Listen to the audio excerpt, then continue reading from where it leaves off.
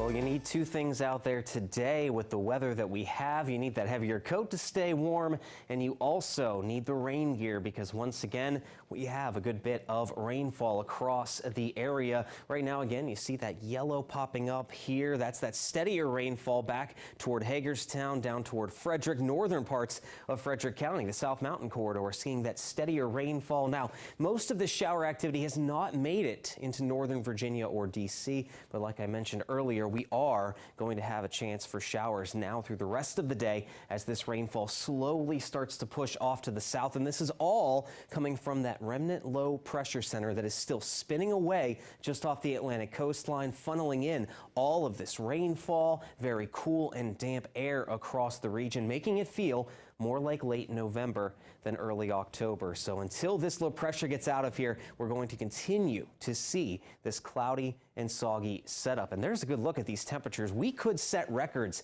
out there today. Many record low high temperatures for today's date are in the upper 50s, and we're pretty much in the low 50s all the way across the board, and we're going to stay there throughout the day given the consistent northerly wind that we are seeing. Not only is it chilly, but it's also pretty breezy at times, 10 to 20 miles an hour with those northerly winds. So just not a fun time to be out and about here on this Tuesday. So it stays exactly like that the rest of the day today. Chilly, breezy, and soggy. Now, there is some good news. We are going to break away from this toward the second half of the week. That remnant low will still be nearby for a few showers to linger on Wednesday, but by Thursday, high pressure moves in. We're going to see the sunshine returning, and temperatures will be going back toward the 70s. What a change of pace. And pretty much after the rain is gone tomorrow, we're looking at a very extended dry period ahead of us here with a lot of sunshine expected going into the weekend. But for right now, look at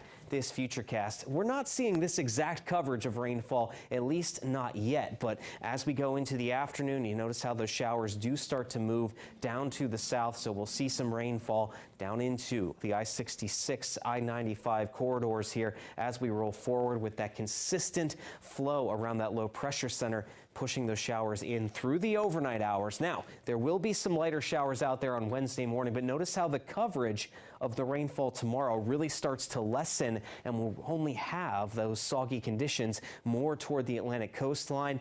And how about this? By 4 o'clock, there will be a little bit of a breakup with the cloud cover out there too. So skies will start to clear out as early as Wednesday night for our eastern counties. And then we're looking pretty good as we go into the day on Thursday. So what about the rainfall totals? Well, we're not going to see the heaviest amount of rainfall by the time all is said and done tomorrow. Most locations will pick up between a half to an inch of additional rain added on to what we got this weekend.